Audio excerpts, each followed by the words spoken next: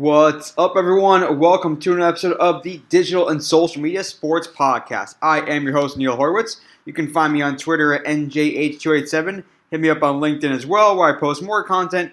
Visit the website, dsmsports.net, for more episodes and content. And, of course, check out the podcast, subscribe on your preferred podcast platform. What a fantastic show for you guys today. I really enjoyed this conversation, going down all bunch of rabbit holes about athlete marketing, getting some great insight from my guest on the show today. Her name is Arielle Moyal. She has been in the sports space for several years, working with athletes across leagues, NBA, Major League Baseball, college athletics. You're going to learn a lot from Arielle, I promise, so definitely stick around for my conversation with her. And I want to acknowledge something that is happening this week, if you're listening in the first week of February, and that is National Girls and Women in Sports Day. It's actually on February 2nd, so great timing, right around the same time this podcast is coming out, depending on when you're listening to it as well. And it is a day that is celebrating girls and women in sports. It started and run by the Women's Sports Foundation, which was founded in 1974, and it's all about driving participation as well as leadership throughout sports for girls and women. And what a great time to celebrate that while I talk with Arielle on the show today. And really good insight into thinking about the struggles and the difficulties it is for women to really grow in the sports industry. It's getting better all the time, but it always hits me hard when I realize truly how difficult it is for women, especially in my space and social media, where there's just so much vitriol spewed and terrible DMs, and just a terrible experience oftentimes for women in the sports space and really in a lot of industries. But it's super difficult, and we're finally also starting to see women get more respect on the playing field as we see women's sports getting more popular than ever. More and more corporate partners are entering the space. The money is going up. We expect to see the women's basketball tournament have definitely equal parts, if not better, facilities for the women as well as the men, and what Athletes Unlimited is doing with women's sports. Just a lot of cool stuff happening in the space, and just great timing to be talking to Arielle today as we celebrate National Girls Women in Sports Day on February 2nd. So stick around because you're going to learn a ton from Arielle, and she just is full of insight and great stories and examples. So listen up because you're going to enjoy this one. Back from this episode's opening segment, and I am so excited for today's guest. I've been looking forward to this episode for a while. I'm joined on the podcast today by Arielle Moyal. She is a longtime veteran sports marketing professional. She's worked with NBA, Major League Baseball, college athletics. You're going to hear all about it and then some. And welcome to the podcast today, Arielle. Hi. Thanks for having me. So psyched to learn from you. I've been just so stimulated by our conversations in the past. You are so articulate. You know your stuff so well. And I learn a lot from you. You have a ton of great experience. But before we get into the meat of our discussion, we want to hear about that great experience. Tell us about your career path, how you got started in this crazy space, and any tips for folks that want to do what you do. Yeah, I get asked my career path story all the time, and I don't ever think I can consolidate it well, so I'm going to do my best because it's kind of an interesting story, but I like it in its entirety because I think it really inspires people who did initially have a goal to work in sports to work in sports. So, I was a soccer player. I had some really bad injuries that limited my options for college. So I did have some interest from D2 schools in soccer, but I had other aspirations. So my aspirations were to be a surgeon. I mean, that's what I was trying to be, either an ER surgeon or specializing in something else. And when I got injured, I kind of made that decision to go to a better school because I knew that my injury could affect my playing career, and I wasn't going to take the choice on a school just based on sports, knowing that wasn't where my life path was going to go. So I made the more practical decision. And so I think that this is an interesting conversation in itself because I came from a family environment where I didn't really have the option. My parents were divorced. My mother struggled a lot because my dad's not a really great person and, didn't pay alimony and a couple of those things. So I've been working since I've been 12. Like anytime I could work part-time for camps or whatever I did. So I was like, well, I got to be practical here, right? I don't have a fallback. I don't have parents who can pay for my life. I don't have parents that are going to give me an education. Like I don't have all these things. So I was like, what's the practical thing? And I went to UCLA. And by the way, I don't regret that at all. I loved UCLA so much. I had no bad experience there. I really, really had a great time. But Go Bruins. yeah, go Bruins, right? Men's basketball is doing pretty well. I'm trying to figure out a game to go to soon, but neither here nor there. So when I got to school, I had to find a job, right? Said story. Single parent, was not going to get money to be able to buy things in college, like none of that stuff. So I decided, well, I'm not playing sports, so let me get a job in the athletic department. That'll be easy. I'll figure it out. I can work with athletes or whoever easy.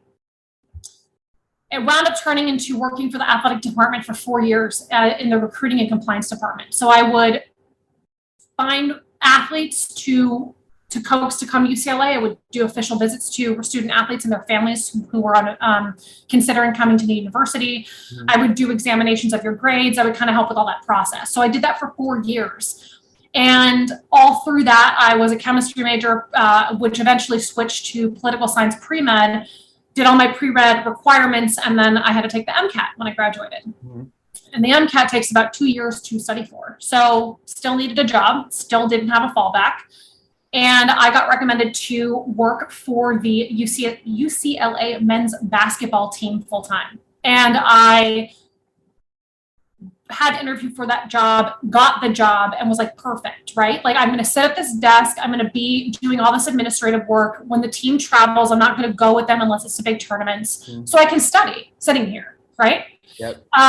That turned into me working there for 5 years because I started to have this feeling that I was burned out by medicine. I wasn't sure if I wanted to continue. I did take the MCAT, but remember, med school's hundreds of thousands of dollars. So do I want to take a risk to go to med school and possibly not finish or feel like I don't love it anymore?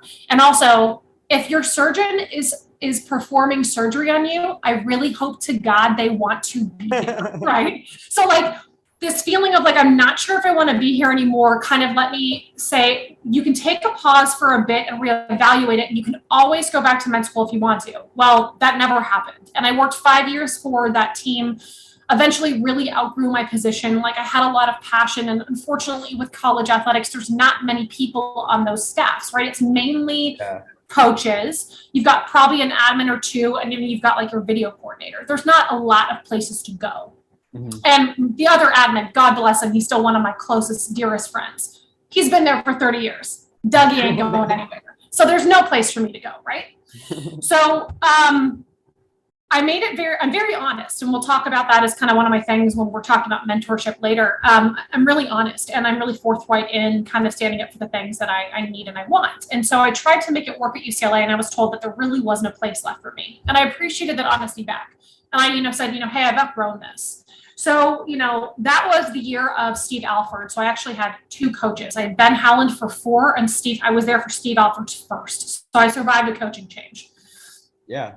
Steve was supportive of understanding that I had better visions. And so I wound up going to interviews. I had final round interviews at Adidas, Reebok, a whole bunch of other places, never wound up getting any of those jobs. Mm-hmm. And then on a Wednesday, because I'll never forget, I was getting coffee and the general manager of the Sacramento Kings called me. At this time, it was Pete D'Alessandro. Wow. Yeah, he had he had a player development role open, and he had somebody that was in a conversation with him. He was lamenting about how he couldn't find somebody he liked. Mm-hmm. And somebody in that room said, there's a girl at there's a girl at UCLA that does this. You should probably call her. And so he called me. I interviewed with them over, summer league, and the rest is history, right? I went up getting the job, went to Sacramento. I was there for 2 years doing player development. So I was one of only 3 women in the entire ops staff. So that included myself, an admin, and then eventually Nancy Lieberman when she became the second ever NBA assistant female coach. Her and I are still thick as thieves now. The experiences we had to, learn together, sharing a locker room, I'll never be able to compare it to anything else. But from there, I eventually did want to come back to LA, and I got an offer to work for Bill Duffy. So Bill Duffy is a very well-known, well-respected basketball agent.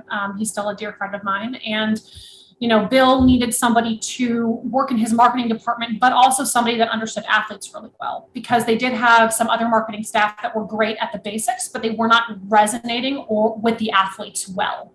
And so some of the campaigns were falling flat because there was a disconnect between them getting along.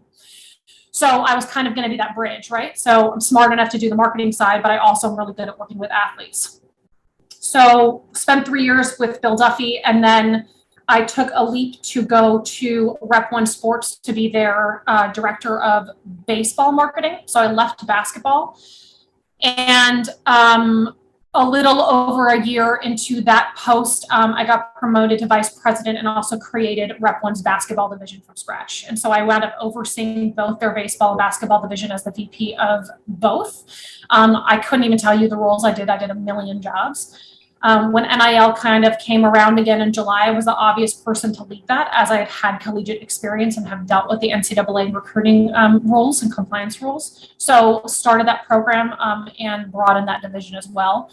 And then I chose to leave Rep One in October to honestly take care of myself. I got a bit burned out in this career, which I think is common. And then my next move is planned, but I'm going to keep that a little under wraps for right now. So you'll have to do a follow-up with me to hear all about that. Oh yeah. Well, I mean, I love your career path. It's super cool to hear. I mean, I'm just picturing you two like getting that phone call from Pete Alessandro, answering the phone, being like putting the receiver down, and be like, holy crap, and then answering again. Yeah. Oh, I love that. I seriously, I had just walked out of the coffee shop, because I'll never forget it. Like, I had an iced coffee, and I was like walking back to the office, and I was like, who are you? Who is calling me? Why are you calling me? Like, how did you get my number? It was so bizarre. But I mean, Pete and I are still super close too. I mean, Pete was an excellent person to work for. He wound up getting let go a year into me there. So I actually also was a part of Vlade Divac and Peja Stojakovic's class for their first year as well. So Vlade's great. I still talk to him too. So Arielle, tell me about that time. So it's not like you were there, obviously in a player ops role. You had an ops and admin role with UCLA, and then you started gain these marketing skills, and eventually end up at Rep One, and really are doing a little bit of everything there. So like, was there what was that career path looking like when you went to the Kings? And what were you hoping to do? Like, is there a place where you would go into basketball ops and become an AGM or a GM someday? Like, what was that mindset like for you when that shift maybe happened from ops to player relations to player services across the board? Yeah. So I want to be clear that while I had the title of admin assistant at UCLA, I really did a lot of roles, and a lot of that was honestly player development too. I mean, without a doubt, my closest relationships are with those UCLA men's basketball players and their families. I'm still super close to most of them. And that's because, especially when you're at that age and you haven't made it, you tend to build, I think, stronger relationships. Oh, so we all love our college friends. Right. So that was a part of it. The ops stuff. I also had recognized, and we'll talk about this later. I know this is a question you're going to ask me, but I also recognize that. Okay, so I'm going to age myself. I'm going to be 35 in April. So when I started that job, I was 22, 13 years ago. So I recognized that digital media and social media was increasing, and UCLA was not utilizing it. So I took a leap there to kind of place myself into starting those conversations. I also recognized that their alumni database for basketball specifically was not well maintained nor well tapped into. So I created kind of this system amongst alumni, which is again why I can talk to and call, and there's certain alumni I have excellent relationships with now, because I kind of did a little bit of everything. And I did ops stuff, I did some video coordinating, backup stuff, like there's a lot of things. So with that, I already started as a multi-tool. It was a Swiss Army knife. And so when I got to player development, I could really be a lot of things that players needed, and that manifested in a number of different ways. Now, why that changed to marketing, and this is this is a more vulnerable part of the conversation, is I really did have the goal to make it into player development in the NBA before I turned 30. So that job came my way when I was 28. I was like, wow, I made it, right? Actually, it was 27, right? Yeah. 27? Yeah, 27. So I was like, wow, I made it. We won't go into the circumstances as to why the experience was less than palatable, but it was. And it was really difficult for me to ask myself, what do I do if I got my goal, but I'm miserable and it doesn't serve me? Like, how do I come out of this? Like, where am I going to go from here? Yeah. And so I did have a really interesting internal conversation, and it's one And it's a tactic and it's a tool that I teach students now to do and use. And it's a 5-factor tool, basically. And I reevaluated what my purpose in life was. And so then my shift towards what my goals were and where I could possibly work and what opportunities would be afforded to me also shifted. And so that's why taking the quote leap with Bill wasn't so scary, because I think I reevaluated what my purpose was to myself, but also in full transparency, I never would have worked for an agency. And the only reason I worked for Bill is because I had known Bill since I was 22, and he is a very good person. And so knowing that he's a good person and knowing that he also thinks I'm a good person, and he's like, maybe she's not quite the fit for this, but let's see what happens. And I did the same thing, like, maybe this isn't quite the fit, but let's see what happens. Yeah. Like that risk with each other, because we both trusted each other and knew who we were fundamentally, really paid off, because I loved, and I still love athlete marketing to this day. And I don't know if I would have ever experienced that had he not given me that opportunity. But I also countered that I gave Bill a lot of things for BDA that he never had before too. Love that. It's really thoughtful stuff. And I love how self-aware you are when it comes to that stuff. So take me back to those UCLA days a little bit, and because you were there at a really good time for the program. I mean, they're winning again nowadays as well. And just, I mean, you're literally surrounded by guys who now are household names, and were household names then even. And so what was your experience like of seeing how they were, big men on campus, and how aware they were of their brands, especially as social became more of a bigger thing, and just take me through what that was like, and being around that and seeing it sort of evolve, and how cognizant everyone was. Okay, so Neil, you're going to learn in this podcast, I'm not going to give you probably common answers that I'm sure other people would give you, so I apologize in advance. So my answer to this, I smirked when I read this question, and here's why. It's probably a less interesting answer. So I grew up in Los Angeles, right? I had people in my grade school that went on to be actresses. I had musicians in my high school. One of my old neighbors is a legendary rock star, and I used to babysit his daughter. I would see celebrities at the Rite Aid by my high school get those dollar ice cream cones. So to be honest, fame is not exciting for me. I rarely get excited by celebrities. I always joke that there's a couple exceptions, and Michelle Obama's at the top of the list. I'd probably choke and freak out. I wouldn't know what to do if I was in a room with Michelle Obama. But I don't usually care about celebrity. And so I think that even though I knew some of these players were major stars, it didn't matter to me. I treat everyone with the same respect, regardless of who you are. And I have many stories about how this has proved to be fruitful with athletes that other people call difficult, right? Mm-hmm. So I think that these male players who have been my clients, they really see that I don't fuck around with my boundaries and my values. And so I stand firm in that virtue. And that effectively lets me build trust and repertoire with them. So yeah, I get that they were a certain person on campus or a certain person. Did they know, were they aware that, hey, I am on ESPN. A lot of people in the country know who I am, and therefore, whether they are using it to impress students on campus or more so around, I have an opportunity here to build something for a lifetime, or were they not quite of that mindset at that point?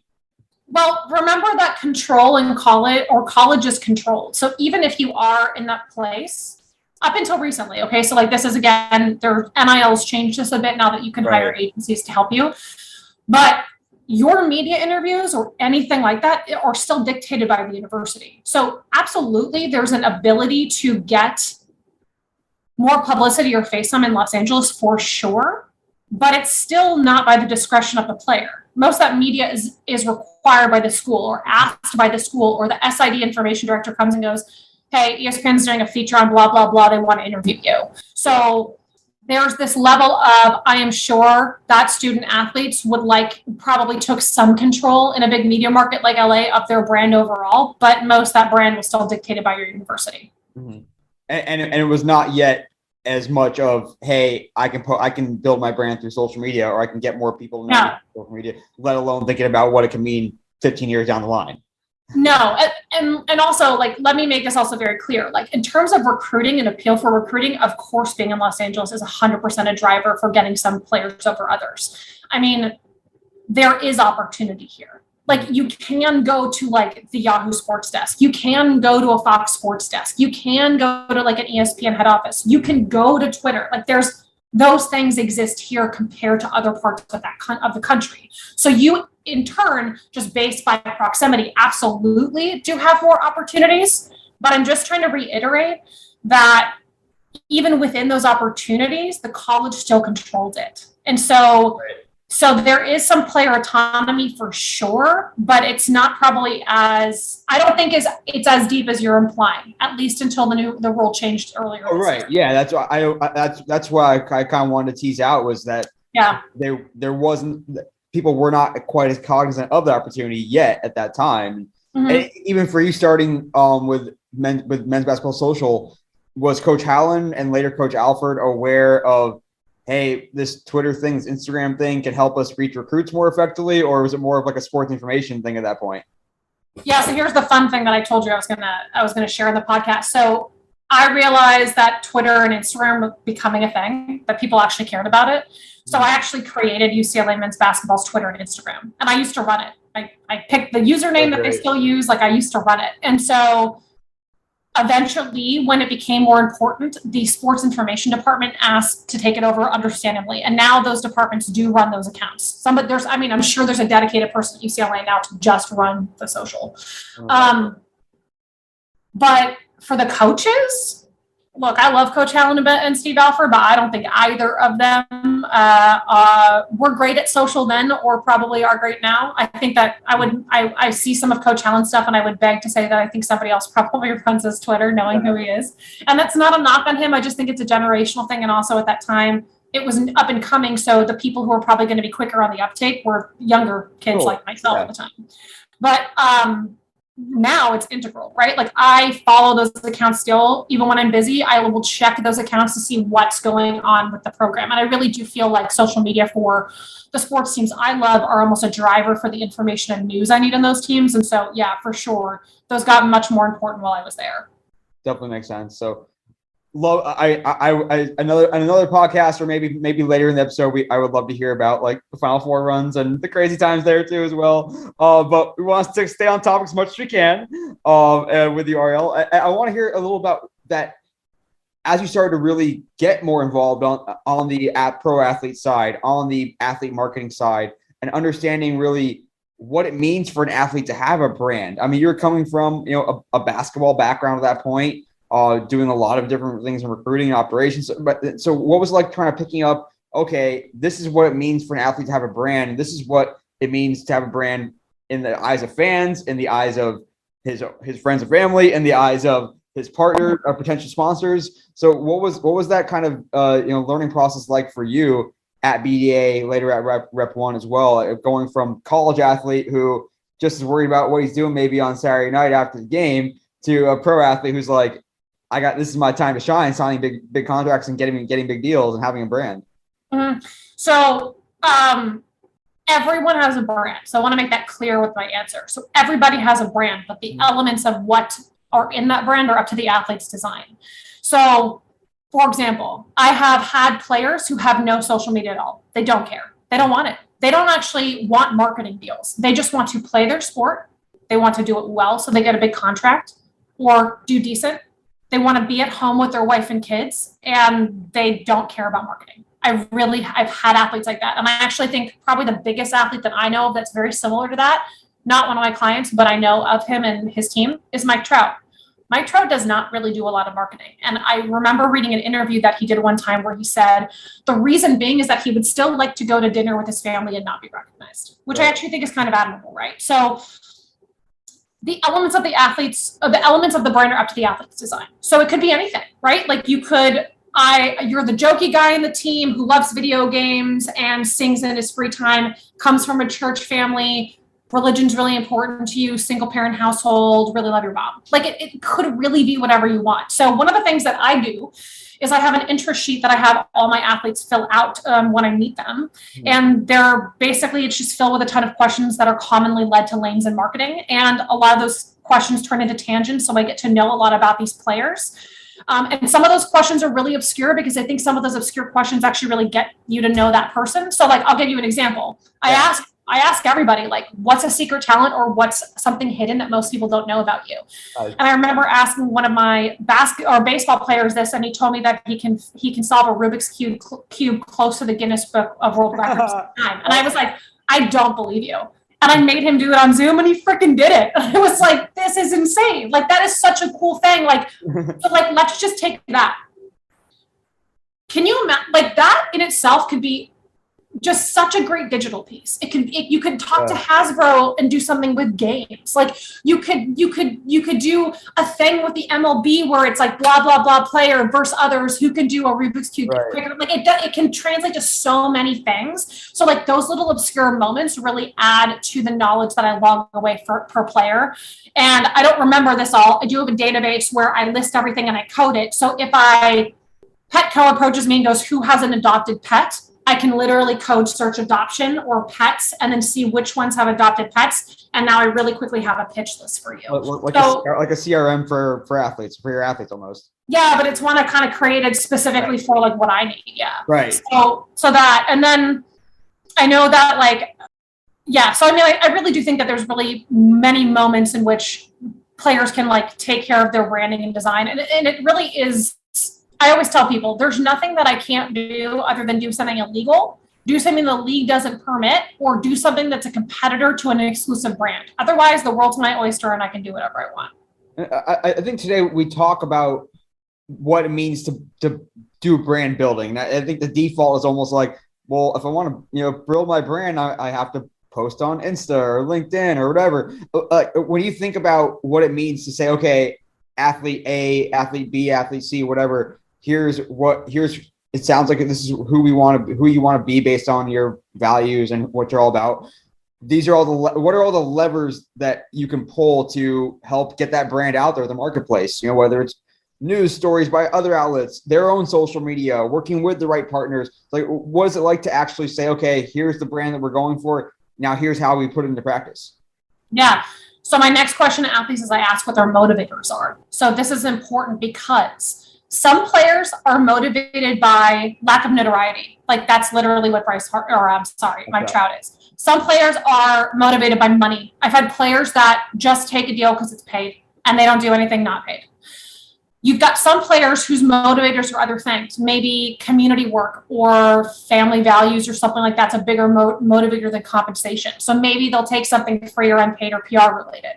And it is a no judgment zone for you. If you're motivated by money, you just need to tell me that so I understand how I'm approaching you. So anytime I get an offer from you, if it's not paid, I know you're turning it down, so I'm not even going to waste your time and I'm not going to waste mine, right? Mm-hmm. So motivators are my next question. And then secondly, I mean, I would love to give you that answer, but if I give you all the tricks to how I do my job, then I guess I'm kind of giving a blueprint away to why I'm really good at what I do.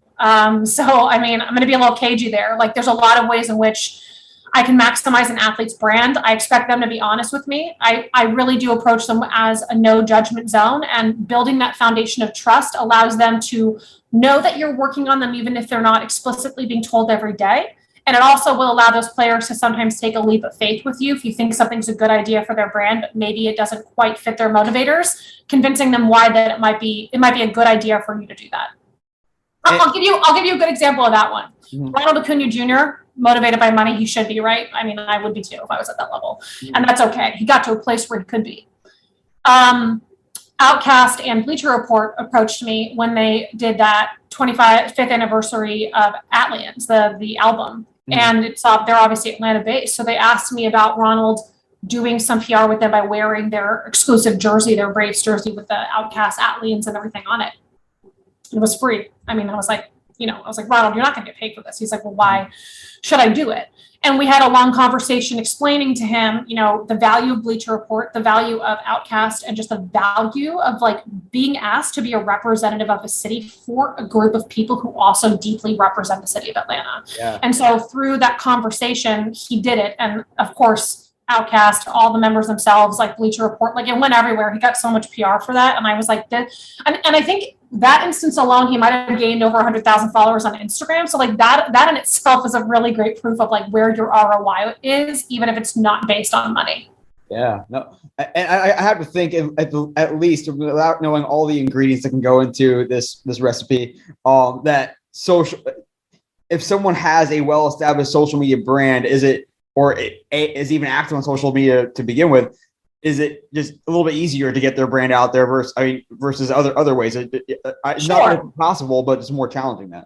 Yeah, I think brands like to see that people follow you. And so social is a really easy way to show that. They also like to see that people engage with you. So I don't want to make that, I want people to understand that following count is important, yes, but I definitely, in conversations I have with brands, engagement numbers are better because they want to see how many people you actually are engaging with versus are these just people that follow you and like never come to your page. Right. So engagement's usually a higher marker. How much smarter are brands getting even beyond that? Like, are they saying, okay, that's great, good engagement rate. Now, what demographics are they reaching? What other brands are your fans interested in? Like, is that just table stakes now when it comes to working with brands? I've been asked that, but I have not been asked that enough. Like, I actually don't think that most brands know what they want sometimes, to be honest. And so like large brands won't deviate from what they're looking for. Like you take Nike, I don't think anybody would say that Nike does not have a distinct voice and knows exactly who their consumer is and who they are placing in advertisements for those consumers, right? Mm-hmm. But those brands that really are that clear on their vision are far and few between. And oftentimes, I don't think brands always know how to approach sports and athletes because I think if you did, I would get that demographic question more often. I would be able to show you like, okay, your beats, like this is not a knock to beats. I'm just using an example everyone's going to know. Yeah. How many of my followers in these demographics also follow beats? Like getting metrics like that and showing like, by the way, 50% of my followers also follow you, which means that we are within the kind of same lane pool of interest, which is why I'm intriguing for you and your brand, like that kind of thing. And I kind of can tell when a brand only comes to me asking for follower counts that they don't really understand the metrics for athletes on social media. And they also are not probably thinking about their campaign in the smartest way. So I think like working with an expert who can really pitch a story, but also explain why it's important and then explain the ROI for you as well is super important. Because in order for me to convince you to pay me money for that player, I need to prove to you that it's going to turn out positively for you at some point. Yeah, and the space is evolving, pretty rapidly, I think. And I'm going to put you on the spot here a little bit, but I think like you're starting to see platforms where brands are now searching influencer databases that have all these, data points that can say, okay, if you're looking for someone that spends more than average amount of money on listening devices, on headphones, then okay, maybe Beats doesn't want to talk to that person.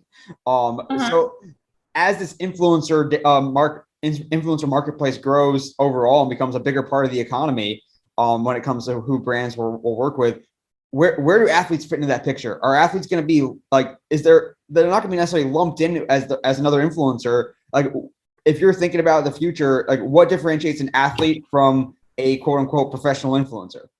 So, okay. I actually welcome the rise of creator influencer economy because I also think that translates to athletes that are not at the top of mind for brands or the top of their sport. So right now you work for Greenfly. So the article that I spoke at for you guys, like I explained that marketing probably 2 decades ago with athletes, you had to be the best of the best. And that was the only time you were considered to be in campaigns or a viable source for those campaigns. That's really shifted and digital media is a big reason why. So let's take that idea.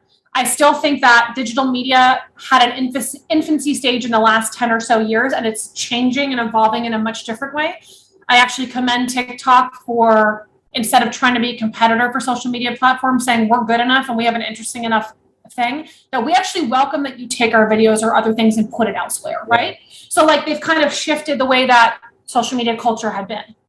So for athletes who are not at the top of their craft, they're not the number one player on their team, they're not the franchise face, you are essentially an influencer in a different way. And so you now have the ability to control your narrative and let others know what you want them to know about you using something like digital media.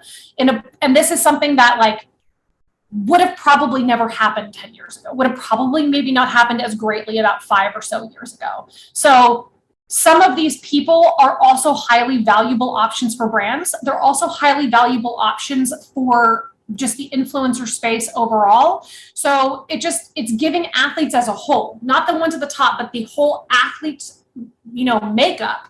It's giving all of them a better opportunity to express themselves and set their future up away from sport.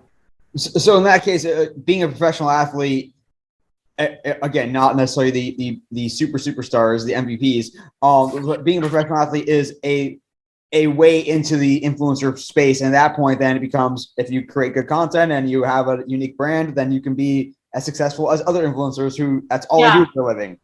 Okay, so I forget the player's name, and I'm sorry, I'm tired. I've been up early this morning. I can't. There was that rookie who documented his entire experience in the NBA bubble. Matisse Thybulle. Thank you. I mean, I never knew who that kid was until that happened. Truthfully, never did. Yeah. I mean, that is an excellent example of that, right? Rookie, just capitalized on an experience that people wanted to be a part of, but there was nobody giving them access to, and he did so well for that. Yeah, no, that's a great call. And it really is. It's like, okay, if you act like an influencer, you also have this huge platform that other influencers don't usually have unless they get invited to like Sundance or something. But yeah, that's a great example there. I love that. Yeah, exactly. A few minutes left here with Arielle Moyal. The time is flying by before he says a terrible stat, but we have so much more to talk about. So I also wanted to pick your brain a little bit about what it means to really be ready to capitalize for an athlete. We talked about Ronald Acuna briefly, and obviously he came on like a shooting star right away. Then other times an athlete comes out of nowhere and has a big opportunity. So what's it like to sort of be ready to go of saying, hey, I'm working with this athlete. He is off to a good start, or he's, we just got drafted and he's going to be a superstar. Like, how do you know when the time is right to really strike, and, what's it like to be in that moment? So interestingly enough, Ronald came into the league hot, but Ronald wasn't quite known well when he was in the minors, to the point where, so I want to make it clear, I took over Ronald's account in early 2020. So I will be talking about things that were stuff that I didn't do. But what I understand is that Ronald blossomed in the minors, but when he started there, he was confusing for people. And one of his first equipment deal ever and I will give credit to a gentleman named Neil, who works at New Balance. He's now their head of baseball.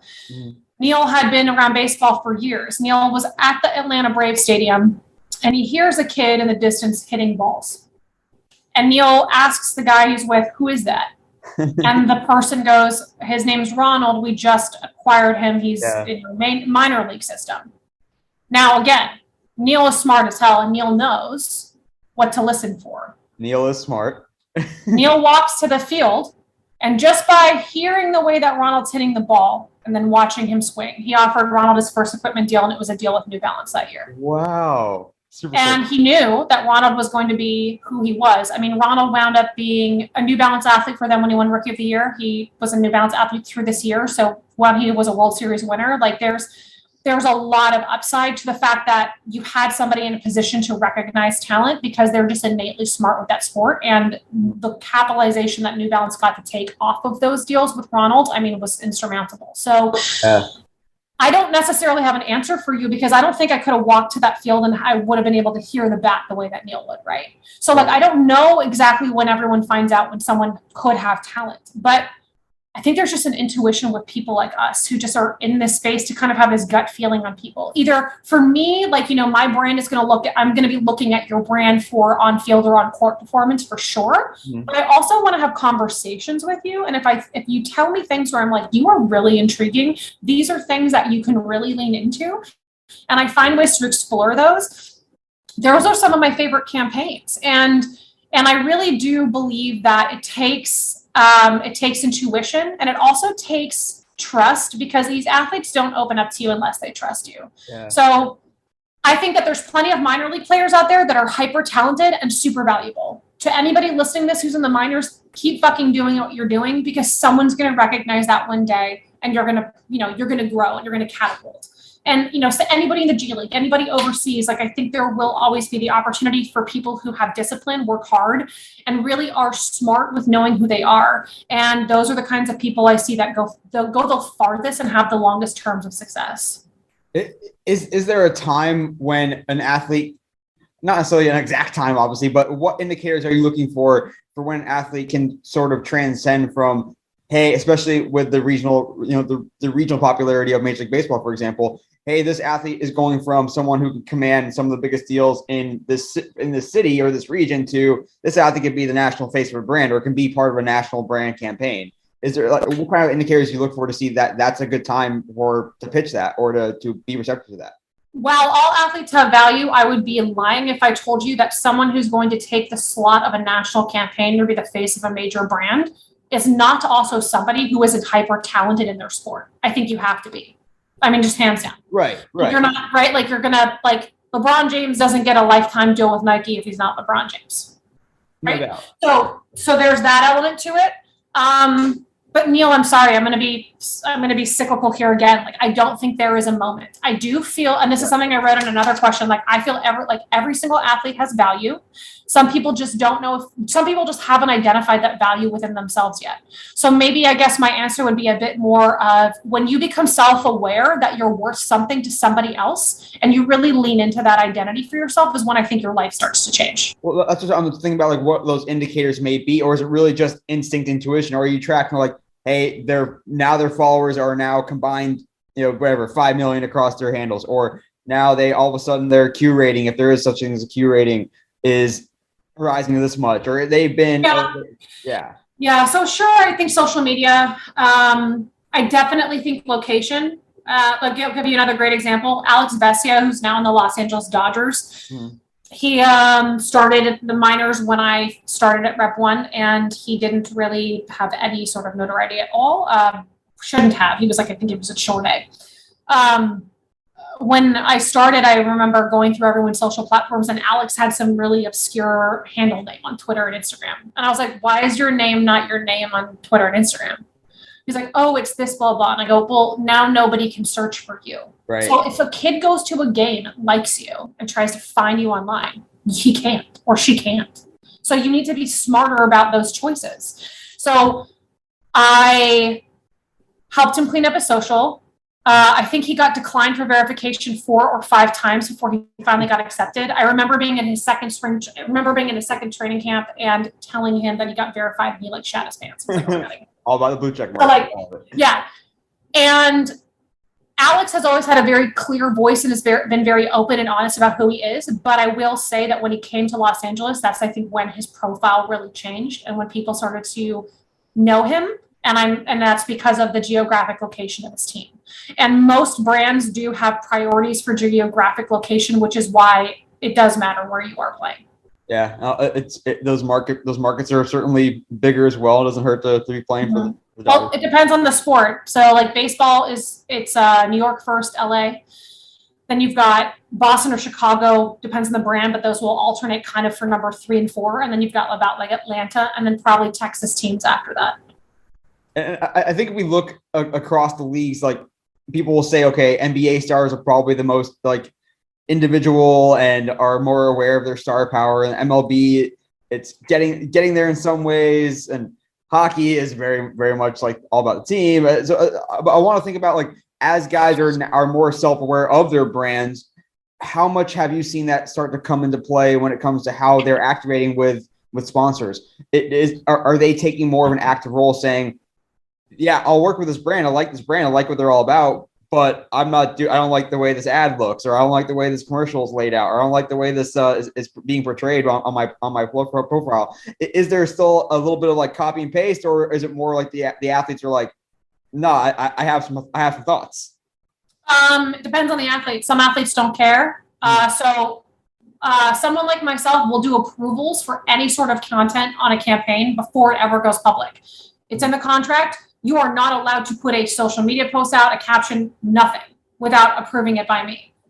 Trust me, I have a million stories as to why this worked out well, including, I'll give you the most crass one so we can have a little humor moment. I distinctly remember a photo for a campaign when I was at BDA and it was for an Olympic athlete at the time. And they sent me the pictures for approval, and I very kindly emailed them back and say, I don't know how else to put this, but like I can see every piece of his downstairs area. You're gonna have to Photoshop this because I can literally make out the bells and whistles. Oh my goodness. And that was gonna go on a billboard in the city in which the Olympics were. Oh, so like there is somebody like me always doing approvals. Now, some athletes want to be involved, some don't care. So Ronald is a great example. Because Ronald doesn't speak fluent English, he talked to myself, his client manager, and his agent. He didn't talk to anybody else. Mm-hmm. So he trusted me for approvals. If it was something that I was not sure of, I would run it by him, but everything else he trusted me for. There are other players I had where they do want to see everything and they want to have a say in things that are final. So again, like Neil, it depends on the kind of athlete you are and how hands-off you want to be. And do you think both on the promotional side and on the organic social side, if we're talking 5-10 years from now, will the vast majority of athletes be doing in control of their own stuff, or even what does it look like today? I'm sure it does vary by the athlete, but on a percentage basis or on a gut feel basis, how many athletes are relying on someone to post more often than not on their behalf versus running posts by someone versus having doing it all themselves and doing their own thing? And how do you think that change over the years? Yeah, I think the busier you are, you probably have somebody helping run your social. So the social accounts that I used to run, always with the player. They always were able to log in, see anything, change anything, do anything. But those were always players at the top who were very, very busy. So you do sort of trust someone to help you do that. I think that if you are younger or less experienced in your sport and you are not probably put in a role where you're like the face of your franchise or a starting player, you most likely are handling your social yourself. And you think that will remain to be the case for the most part going forward, that the MVP of the league, whatever, 10 years from now will probably be too busy as well to be posting on social on the reg? I don't know. I don't know. I think that also is a question about how social media evolves, and we don't have that answer either. I don't know where social is going to be in 10 years. So I don't know. You run a risk with that. I know that I've known people who have gotten fired before because they use the opportunity to be in a player's social account and they go try to ask other players for signed items or fraternize with them, which is a complete no-no. So I think, again, like in any conversation with athlete marketing, it comes down to who you trust. Mm-hmm. It took me about a year to convince Rafael Devers to give me control of his account because I love that kid to death, but he was not doing a good job. And the significant difference since when I helped him, and mind you, he was one of those people that wanted to see things. So I had to show him what I was going to do before I did it. And there were things that I thought were a good idea, and he said no. And he had his reasons why he said no. So, but at the same time, I was able to offer suggestions to him and explain to him why certain things would be beneficial. And it worked out well for him. And you can see the kind of growth with national brands on his social media since probably November 2020 or 2020 was when I took over that account, when he was my client. I like that because that's the way it should be, where it's more teach them to fish and don't just give them fish. Like don't just post everything and don't you want to ultimately empower them and hopefully allow them so that they don't need someone to post on their behalf for the rest of their life. Really simple example. He used to, say the Boston Red Sox tagged him in a post. He used to screenshot that, crop it, and then repost that. Nice. And I remember sitting with him and going, if they tag you in a post, you see that blue button that says add to story, you just hit that and it automatically adds it to your story. And he was like, oh shit. And then even though he's not my client now, since I've left Rep 1, I see him like doing that and I'm like, yay, he remembers and listen. Take for granted that like that some of us live in the space. I live in the social space. You've lived in the marketing space. Mm-hmm. And athletes, yes, a lot of them are young and now come up knowing it, but some of them either didn't learn it growing up or don't have the time to learn some of these new things, especially as platforms evolve because they're playing their sport and training. And we take for granted that like everyone knows how to do X, Y, and Z on social because it's just inherent because they're young enough. Yeah. But it's so important to teach. I could also teach an entire lecture in advocacy with athletes. And one of the big things that I had to remind people constantly is the difference differences between where people come from, socioeconomic status, family health, and all of these things that then how they affect that individual. So I will stay on baseball here because it's the cleanest example. Rep One was it was the largest athlete representation firm for baseball in Latin America. So they had a North American division, but their Latin American division was the largest in the country. It probably still is. Mm-hmm. Where Ronald is from in Venezuela, that city still does not have cell phone towers, nor does it have internet. So think about that. So Ronald probably didn't get it, and I don't know this, but Ronald probably didn't get a smartphone until he came to the United States. Yeah. I had players who made $5 a week being fishermen, trying to practice baseball whenever they could, and then finally made it, who didn't have a smartphone until they were probably in their early to mid 20s. And they had never had a social account till that point either. So you're already starting really far back from people in North America who have the luxury to have those items when you are probably a preteen. So there's also a difference in culture and where people come from that really needs to be understood, which is also why the direction that brands take with athletes cannot be the same model for every single player. And there have definitely been times where I have told brands and media personnel or whatever that the approach they're taking with my Latin American players is a North American approach and it doesn't work.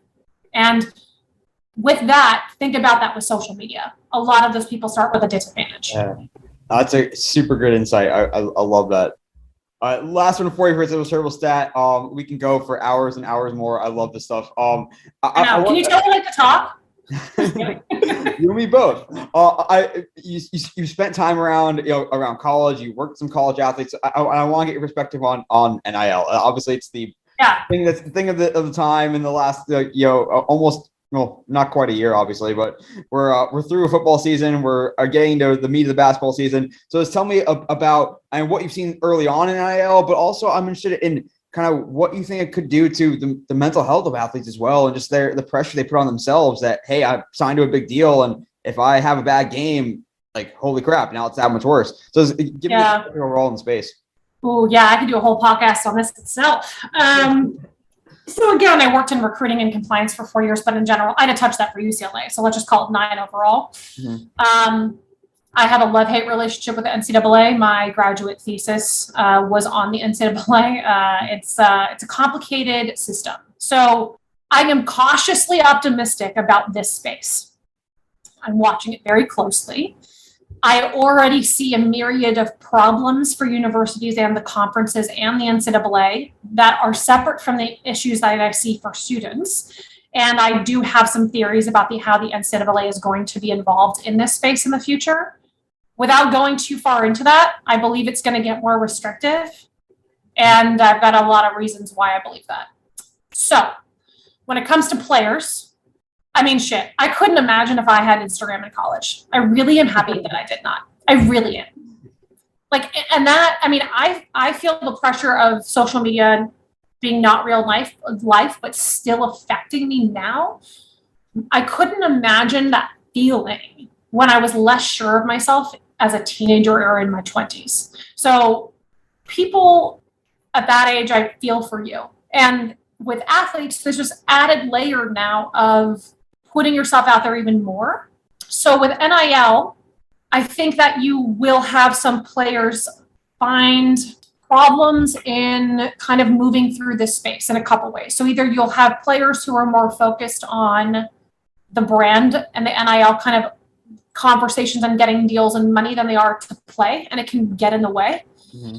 I think that you're going to find that teammates might start to get competitive with one another. So maybe you jeopardize the overall health of the team because there is maybe a megalomaniac or a star, and then they sort of shadow everybody else. Now, not just on the court or the field, but in other ways, like outwardly in PR and press and marketing. But I also think that students should I think that anybody, no matter who you are, should always have a control over your name, image, and likeness. I never understood how the NCAA thought that they could control that aspect of somebody else. So I feel like this space is going to be a bit rocky for a while until it kind of mellows out and just feels a bit more normal instead of feeling really fresh. So everybody has to jump into it. Like, it kind of reminds me of the way that NFTs feel right now. Like, if you don't have an NFT, like, you're a loser. Well, I don't think people remember that NFTs were, non-fungible tokens were basically created by the Topps company about 20 years ago, and it was a failed project that never went anywhere. Like, it's not a new idea. It just, for some reason, became popular recently. So playtime and your performance, it's the same way for athletes. It's going to matter. So, like, if you have an unpredictable performance, I don't know. Like, I kind of feel like it's going to be the same way for professional athletes that do too. Like I think about Adidas. Adidas has been very loyal to Derrick Rose, but also Adidas lost a lot of money on Derrick Rose when Derrick Rose got very, very injured and didn't play for years, which meant that their return on their investment, what they were paying him, was never filled out because he wasn't able to play. Therefore, he wasn't able to wear Adidas gear on the court, right? Mm-hmm. Like, that risk is always going to be there. And there are ways that both the athlete and the brands protect themselves in contracts. So I don't think that's going to be different. And you might take a risk on a player who doesn't pan out, and it just is your risk as the brand to take that risk. And I don't really think that's a bad thing. I think that this market can change at any moment. A player's trajectory can change at any moment. And you could maybe have one athlete that you're underpaying that freaking skyrockets. That, like, it's just like such a great return on investment for you, and you underpaid him, right? Or it could be the downturn, and I think that those eventually balance each other out, so it's okay. Yeah, I mean, heck, we can all look at Quinn Ewers right now and see what's going to happen with him. He hasn't played a game yet, but has already got some deals and he's already transferred as well. I definitely worry about, yes, pro athletes, they're ideally, grown women, grown men in college are still kids. And I mean, they already get enough vitriol from pissed off alums if they have a bad game. Now you might have brands questioning the value of their deals. Gambling going to grow as well. So more people are going to be pissed off at you for playing a game in a bad way for one day. So yeah, there's so many elements of that space that it's more good than bad, but still going to be interesting to follow. Yeah, I mean, keyboard warriors, if you're listening to this, like, stop being that. Like, you're sitting behind a computer. Like, it's old. Just stop. Like, really stop. Really quick last point on this. Universities are already making this new rule an advantage for them in recruiting. And this is one of the reasons why I think this area being as uncontrolled as it is going to be a problem. And this actually will affect, I think, performance too.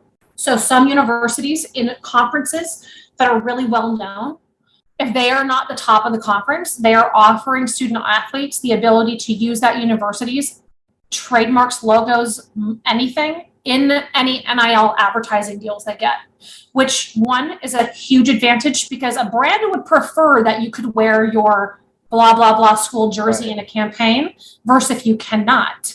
So you might see a shift even internally in conferences and who are the bigger players versus others based on if some people realize the value of NIL and what they could possibly command and go to that school and be able to do better for marketing because they can wear that. So then in theory, you're going to possibly get an influx of better players to that university. And it might start to teeter out who's at the top and who's at the bottom. So, like, this is why I'm saying there's a lot of issues with this non-regulation going on right now and how this could manifest later. So, like, Alabama, top of the conference, I think Vanderbilt's considered, like, kind of bottom. Vanderbilt's a fucking awesome school. In terms of baseball, it's one of the top 10 in the country.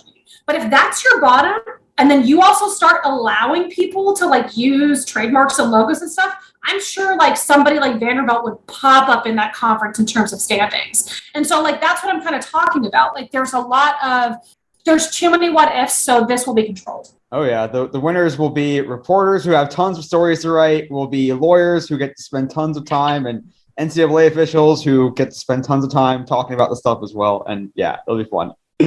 Yep. Arielle, we have to do a part 2 at some point because we just barely scratched the surface of so much we can talk about. But we're going to have some more fun with you coming up in our More and Moyal segment. The first episode, Shareable Stat, coming up right now.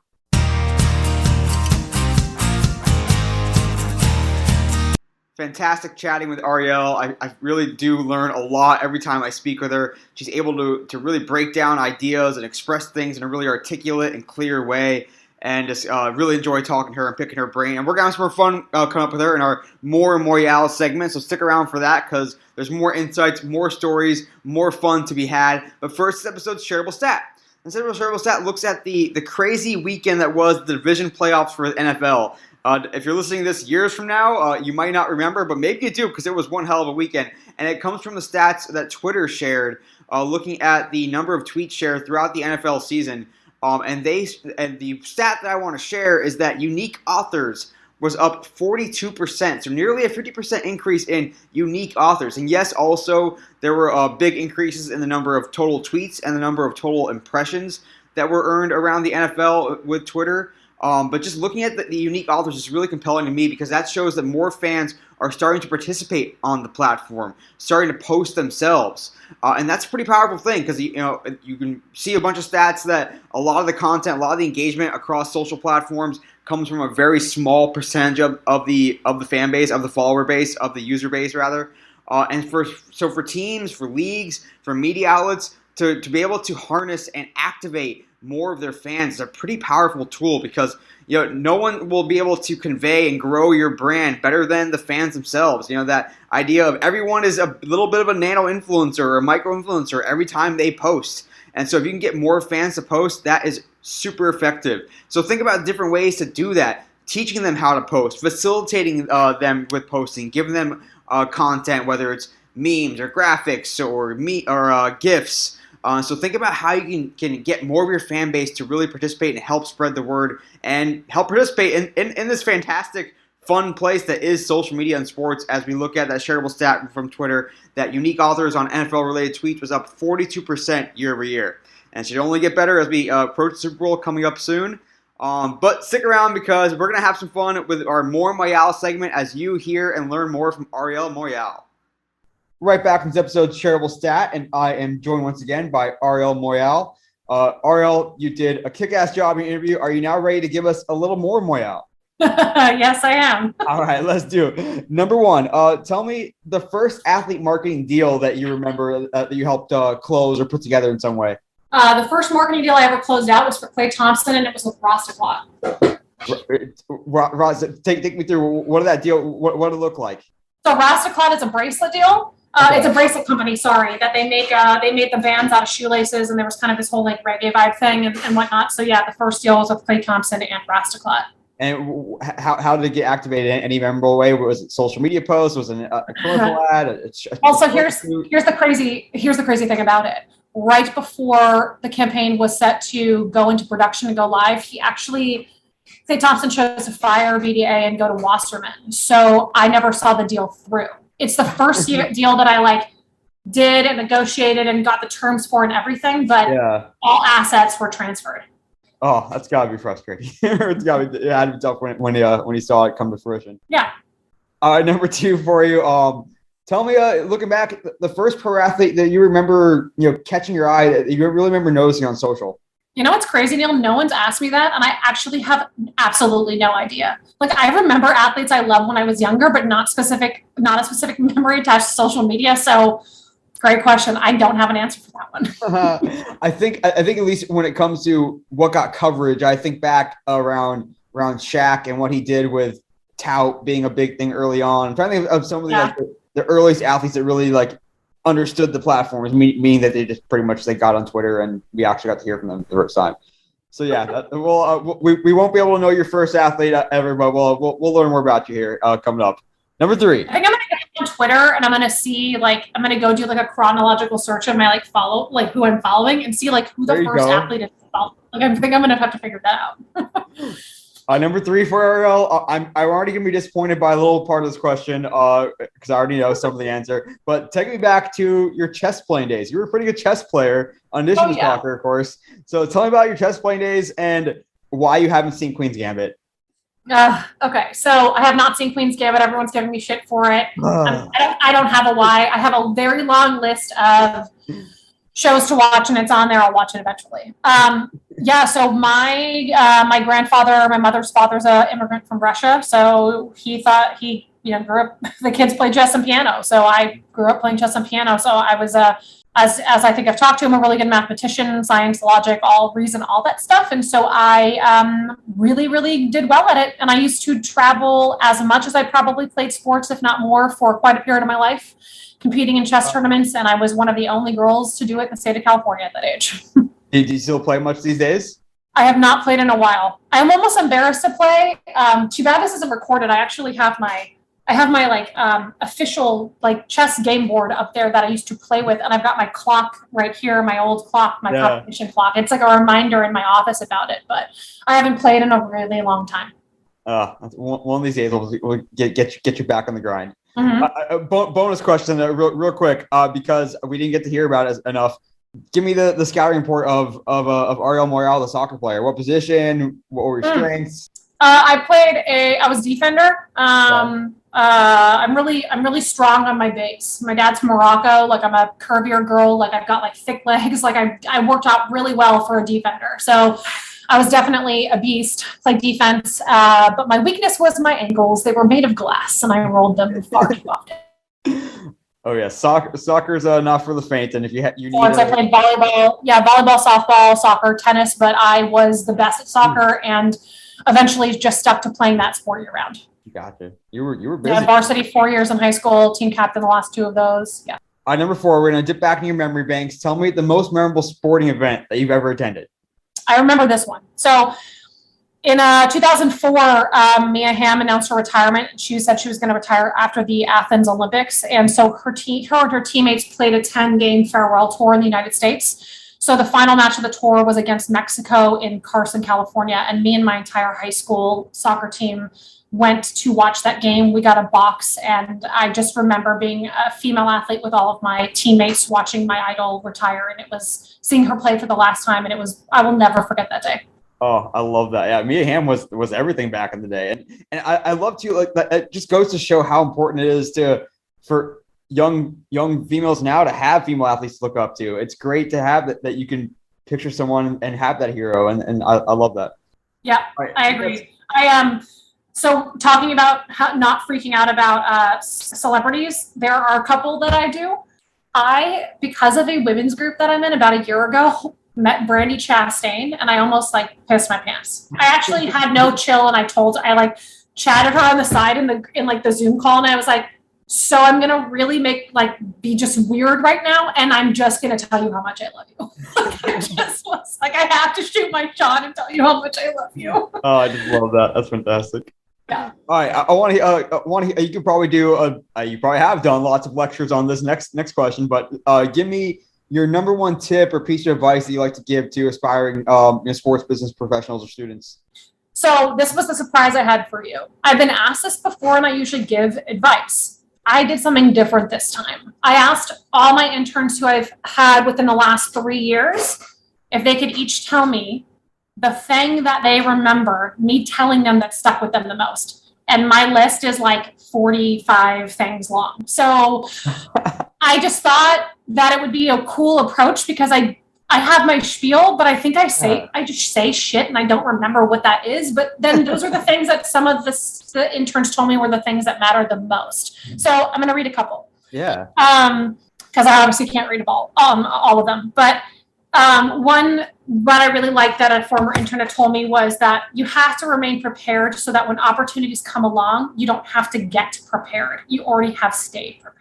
Another one that one of them said was, he said, I remember how you held us all accountable and you held everybody, including yourself, to a certain standard. And if we fell out of line, you brought us back. And I loved that about you. Yeah. Where's the other one that was really good that I loved? Okay. So learn to say no learn to say no to people you work with to protect your energy and time. And sometimes things are intimidating, but the first time you do something is the worst you'll ever be at it. So let that go. You're only going to progress upwards after with practice. And then there was one more. Oh, and then this is the last one that I really wanted to read. Again, I have 45 of them, but lean into your authenticity rather than conforming. If you do the latter, you either disappoint yourself or other people. Find the unique aspects of whatever it is to you that you can do and lean in. I like that one. Works on a number of levels too. I love that. Actually, I'm going to do one more only because I think that maybe students might listen to this. Yeah. And it's a conversation about failure. I've told interns over and over and over again that my job as a marketer means that probably about 70% of the work I do doesn't go anywhere. It is in effect a failure. I can't force someone to give me money. I can't force someone to take an idea. So that to understand ultimately that you have to be comfortable with failure because it happens. And in sports and entertainment, deals or campaigns don't always work. Ideas go nowhere, and that's okay. But the other layer to this is that job hunting is a game of failure. You will only ever be able to take one job, and an employer will only be able to take one candidate, which means that the dearth of the time that you are applying for jobs, you lose. And I feel like a lot of students get really despondent because they don't get picked for that role or whatever. And they don't actually think about it. Like, again, I'm a logistician. They don't think about it logically. If you do the math and you do the ratio, job hunting is ultimately a game of failure. And if you lean into that perspective, maybe the emotion attached to why you're so upset can dissipate a bit. So good. I just want to do a full episode where we just go through all these tips. I'm email you my list. I want to download the ebook. Put together an ebook for me to a PDF for me to download. All right, next one we're a little quick with these last couple here. The last few. Tell me your favorite or recent athlete deal that really sticks out in your mind of your career. It's hard to pick a favorite because I have a lot of pride in my work, but I think overall my favorite deals involve players who I was told to, quote, not spend time on because they weren't important. Nice. I spent time on many of those types of clients and produced some of their first deals ever, and also produced some really well authentic content for brands. That is the best answer you could have given. I love that. Number 7 for you, Arielle. We talked a little about this in our interview, but as we've seen a very positive growth in the idea of it being okay to acknowledge our mental health and to have conversations about vulnerability, how has that affected the way that you've seen or even worked with athletes when it comes to having an authentic brand and saying, hey, it's okay to talk about this stuff, or you even should be vulnerable and you should show this stuff? I think that the shift is happening. I feel like women have been the biggest drivers of that. And I do respect some male athletes that have been very forthright, like Kevin Love or Kelly Oubre Jr. But I think ultimately vulnerability has always been a women's game. And I think the more that women have been put in a place of exposure within sports, that conversation of talking about vulnerable topics and mental health has become more forthright. And with that, I hope that it does trickle down to men in sports to understand, and honestly, just men in general, that things like therapy and your mental health really matter. So when it comes to how that affects brands, I think it goes back to that conversation about knowing who you are and having like self-awareness. Like if you're in tune with your mental capabilities, I think you are more in tune with being self-aware, which then I think drives you to a better brand portfolio. Totally makes sense. And it's like you said, it's only going to continue to get better and better. And it's good for all of us to get to know athletes more authentically. All right, number 8, our food question. We have to ask it. We love it. You've been in LA for a little while now, so tell me, or for a long time, tell me the best meal to get in LA and where are we going? Okay, so impossible for me to answer. So it depends, I think, on what your food is. So I'm going to give you a couple. Best Mexican food is Sola Luna in Woodland Hills. The best sandwiches, I go to Bay Cities Deli, or I do Larchmont Wine and Cheese Shop. Ramen, if I'm ever hungover, because, I still like to have a couple glasses of wine here or there. If I'm ever hungover or I'm tired or I'm sick, I get Tamashi Ramen House in Sherman Oaks. California cuisine, everything. Rose in Venice. Best Korean food I think I've ever had is Grandma Kim's Family Diner in Canoga Park. And my classic French food restaurant I used to go to as a kid and I still go to is Petit Trois in Sherman Oaks. And then if you want the ultimate culinary experience, you got to go to Grand Central Market in downtown Los Angeles. And specifically, I've been eating at the little pupusa shop they have there, which is Sarita's Pupusaria since I was a kid. We are set. All right, we need to do like the Arielle awesome restaurant crawl. we need to start something here. That sounds tasty and phenomenal. Oh, that's fantastic. I love it. All right, we'll come down to the wire here. I do want to talk about this. You do a lot of work with helping women in sports organizations, and tell me about what you've done in that space and the organizations you're part of, events you've been part of, because it's great to see. Yeah. I didn't have many women mentors starting in this business because there were not a lot of many women that I came into contact with. So I really do my best to prioritize women who reach out to me. And I will say that hands down, sorry, boys in the room, but if I have the choice between my time, whether I'm going to speak to a woman on an informational interview or a man, it'll be the woman any day of the week because there's not a lot of resources for us still. So, I mean, there's a bunch of groups I'm in. I'm part of the Wasserman's Collective, and that's such a fantastic organization for women in sports. We have a meeting today, actually. So that's one of my biggest ones. But in general, like if you're a student and you hit me up on my LinkedIn and you're a female, I mean, boys too, but I'll always make time for you. Yeah, I remember when you and I were coming up through college that I remember WISE, Women in Sports Entertainment, becoming bigger and bigger. And it's great to see that movement overall across the board is only growing bigger. All right, last one for you, Arielle. This might be the hardest question of all. Tell me the athlete who might not be a big national name now that we should all keep an eye on in 2022. Actually, I have a great answer for you. I would say Jonah Davis. He was recently picked up by the St. Louis Cardinals off the Rule 5 draft from the Pirates, and I've always thought that he had amazing potential, and I think that the team shift is going to bring him closer to his MLB debut. All right, so I'm going to go and either buy a rookie card or an NFT or something and see what we can get. Jonah went to Cal, so back in the pack there. So I love it. A name to keep an eye on. We heard it here first. Check it out and be excited, St. Louis fans. Yeah. All right, Arielle, you kicked ass in your More with Moyal segment. Now your chance to take over the podcast and tell us your social media all-star to follow. Just tell us who they are and why they're following and what platform. This one was really hard. Like I don't actually have somebody that I don't have one person because I think that there's a lot of reasons I follow different social accounts. And so those people feed certain things for me. So I'm sorry. I don't have one for you. Like I've got body positive people I follow. I've got people who are really great at design and photography filters. So I'm just, mesmerized by their creative ability, like all that stuff. I will say I'm going to give at least one person a shout out. One of my former interns is a gentleman by the name of Cade Bucknam, and he interned for me while he was in school, and I gave him his first job ever at Rep 1. If you check out Rep 1's baseball and basketball pages, the overall look is Cade, and he is absolutely fantastic at what he does. So I'm going to give him his roses. Nice. We'll definitely link him up. And how about you, Arielle? Where can we find you and across the board on digital and social media? I am at AJM like Mary OYAL on all platforms. So Instagram, Twitter, and TikTok. My name is also spelled ARIELLE, M like Mary OYAL. And I am the only person with that name in the United States. So it'll be very easy for you to find me on LinkedIn. Last thing, my website it's a portfolio that's being done and finished right now. It will just be ariellemoyal.com, and that should be finished and public at some point in February 2022. And for brands in particular, I do a really good job of maintaining my LinkedIn, so you can see clients that I've worked with as well as the portfolio of work that I have there. And mentees, schools, anybody else, you'll be able to see lectures I've taught, see speaking engagement topics, and you can always reach out to me if you ever want an informational interview on LinkedIn.